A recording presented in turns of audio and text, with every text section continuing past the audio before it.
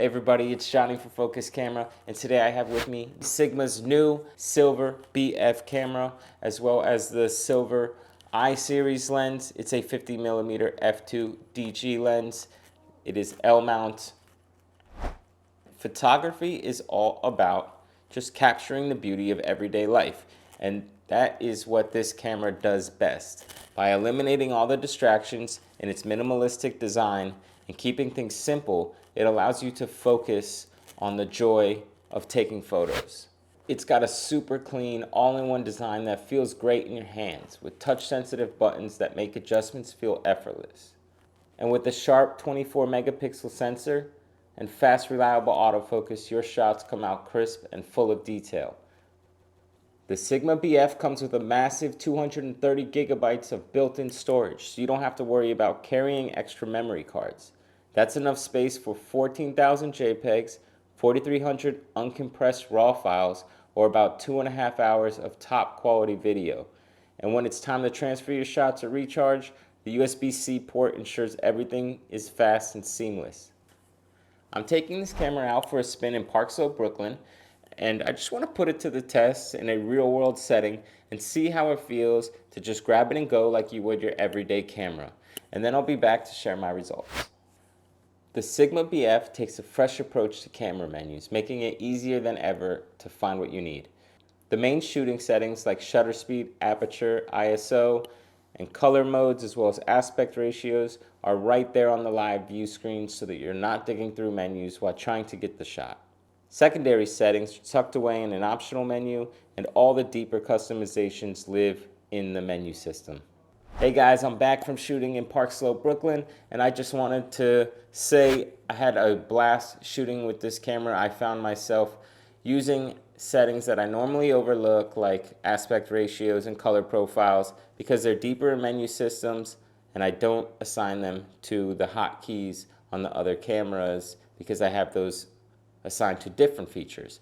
I found myself often changing the aspect ratios to crop my photos and do all of the trying to compose as much of the image as I can in camera instead of in post later on, because it was just super easy and intuitive to get to those features and change your aspect ratio from either 1:1, or I like the 21:9 or 16:9 aspect ratios. It gave me a wide cinematic look to some of my images. So I just tried to use the cropping in camera as much as possible, as well as the color profiles, so I didn't have to do some of the editing that I would do in post. Changing an image from color to black and white, instead I would just change the color profile from standard to monochromatic, and that was super easy to do. Normally I take the picture in standard and then I bring it into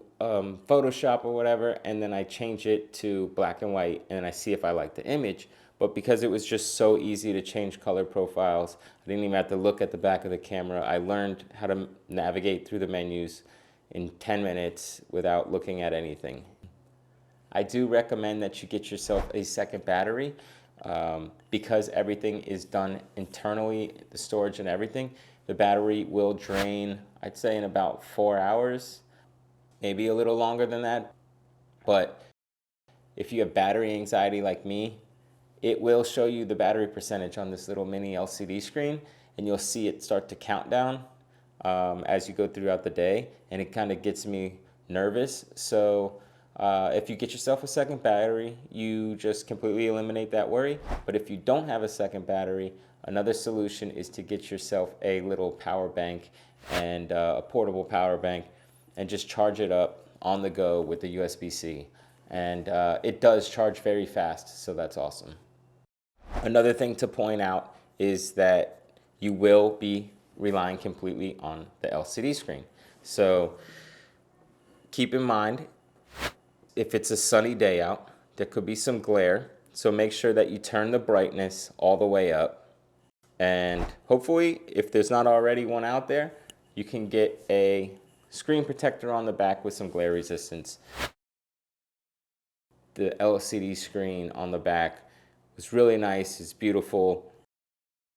You get to scroll through the images in a like calendar mode, which I was only shooting one day, so that wasn't really necessary for me. But if I was shooting every day and using this as an everyday camera, I think that feature would be awesome. All in all, this is a really intuitive camera, and the minimalistic design really simplifies everything for you and gets you focusing on what's important, which is capturing the moment. And by eliminating all those distractions, all that worry about your camera settings. You ever been on a shoot and the model's just sitting there bored because you're just playing with camera settings the whole time? What's not gonna happen with this?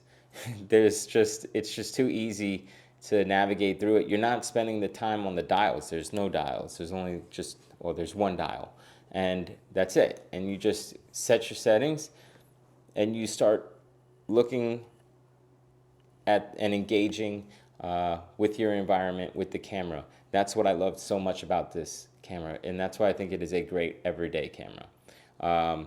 You just focus on what's important, the basics, and you keep it simple. And you get to play with things that I mentioned earlier, the aspect ratios, the color profiles. You can go in there, and if you want to shoot video, you can shoot video. It shoots 6K, 30 frames per second. It also shoots 120 frames per second at HD.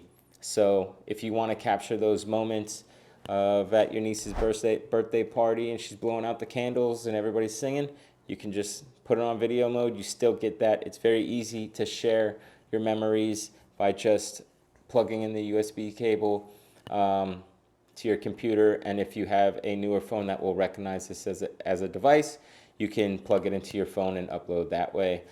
So it's easy to share, and it is just a super simple, minimalistic camera that takes beautiful photographs. So I would highly recommend it if you're looking for an everyday camera and you're trying to step up from a point and shoot or or your camera phone, or even if you just want to get something different than your normal mirrorless with all those buttons and features and everything, where you find yourself just overwhelmed. This will take all that anxiety away and will get you focusing on what's important, and that's capturing those memories and just taking great photographs and having fun while you're doing so. So for $2,000, you can get yourself the new Sigma BF. And thanks for watching. Feel free to like, comment, and subscribe. And if you want to see more camera gear reviews or photography tips, follow us, and I'll see you later.